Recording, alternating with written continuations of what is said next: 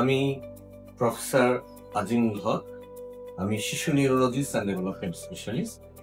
আজকে যে বিষয়ে কথা বলছি সেটা হচ্ছে খুব প্রচলিত সমস্যা আছে ডেভেলপমেন্টাল ডিলে। অনেক বাবা মায়ের আজকে যে ডেভেলপমেন্টাল ডিলে সেই জিনিসটা অনেকে বুঝতে পারতেছে না, আর বুঝলে কোথায় যাবে সেটা অনেকে জানতেছে। ডেভেলপমেন্ট জিনিসটা একটা বাচ্চা ছোট থেকে বড় হবে, লম্বায় বাড়বে, চড়াবে, এটা গ্রোথ। আর ডেভেলপমেন্ট হচ্ছে তার ম্যাচুরেশন, তার স্কিল। যেমন একটা বাচ্চা সময় বাড়ার সাথে সাথে একটা বাচ্চা দেখা গেল 6 মাসে বসছে, 9 মাসে সে হামাগুড়ি দিচ্ছে, 1 বছর বয়সে সে আস্তে আস্তে হাঁটা শিখছে। এটা হলো তার শারীরিক ডেভেলপমেন্ট। আবার একটা বাচ্চা 1 বছর যখন হলো, সে কিন্তু কি পরিচিত কি অপরিচিত ডিফারেন্সিয়েট করতে পারছে, কোথায় যেতে হবে কোথায় যেতে হবে না বুঝতে পারছে, মাকে চিনতে পারতেছে। তারপরে এটাও কিন্তু এক ধরনের ডেভেলপমেন্ট। কথা বলা, ছোট বাচ্চা কিন্তু মায়ের পেট থেকে কথা বলা শিখে আসে, সে আস্তে আস্তে আস্তে কথা বলতেছে। প্রথমে বলতেছে কিছু শব্দ, তারপরে বলছে বাক্য। এখনকার যুগে একটা বড় সমস্যা হয়ে গেছে স্পিচ ডিলে। বাচ্চারা সময় মতো কথা বলতে পারতেছে।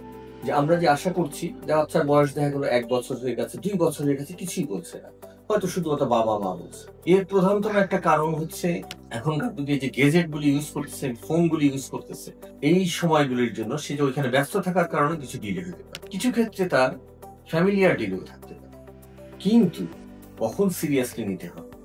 এই স্পিচ ডিলের সাথে যদি মিনিমাম মনে হয় বাচ্চাটার আই কন্ট্যাক্ট।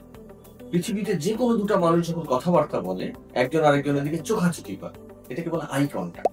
এই আই কন্ট্যাক্ট যদি না থাকে একটা বাচ্চার, যে 6 মাস হয়ে গেছে তাকাচ্ছে না, আর অবশ্যই এটাকে সিরিয়াসলি নিয়ে ডাক্তারের কাছে যেতে। কারো দেখা গেল হাঁটতেও অসুবিধার সময় একটা 1 বছরের বাচ্চা বসাও শিখে নেয়। কারো দেখা গেল আচরণগত সমস্যা আছে, অন্যর সাথে মিশতে পারছে না, কি আচরণ করতে হবে, বিহেভ করতে হবে সেটা বুঝছে না, সে আপন জগতে একা একা খেলছে সারাক্ষণ। সেটা তো একটা সন্দেহ লাগবে যে তার মধ্যে অটিজমের কোনো লক্ষণ আছে কিনা। বুঝতে অটিজম বলা যাবে না, কিন্তু সতর্ক। একটা বাচ্চা মিশতে পারছে না, সে সামাজিকতা বুঝছে না, কোথায় কি করতে হবে।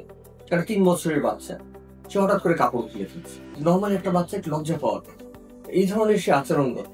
অনেক ছোট বাচ্চা আছে গাড়ি নিয়ে খেলছে, স্বাভাবিকভাবে খেলছে। এমন ধরনের অনেক বাচ্চা আছে সে শুধু ঘুরাতে পছন্দ করে, গাড়িটা না চালিয়ে গাড়ির চাকা ঘুরাচ্ছে, যে কোনো জিনিস ঘুরাতে পছন্দ করে। এগুলো দেখলে সন্দেহ করতে হবে তার কোনো অটিজমের লক্ষণ আছে কিনা। আরেকটা সমস্যা হচ্ছে ADHD, ইদানিং একটা সমস্যা, হাইপার অ্যাক্টিভিটি, বলে attention deficit hyper activity disorder. কতগুলি বাচ্চা অস্থির প্রকৃতি।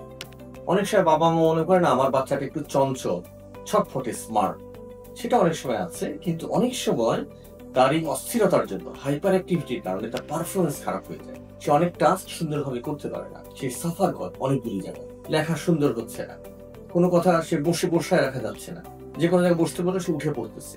এই জন্য আমাদের যদি জানতে পারি আমরা কখন কখন চিকিৎসকের কাছে আসতে হবে, তখন আমরা শিশু নিউরোলজি অ্যান্ড ডেভেলপমেন্ট বিশেষজ্ঞের কাছে অবশ্যই যোগাযোগ করতে হবে।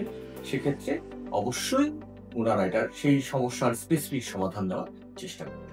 ধন্যবাদ সবাইকে।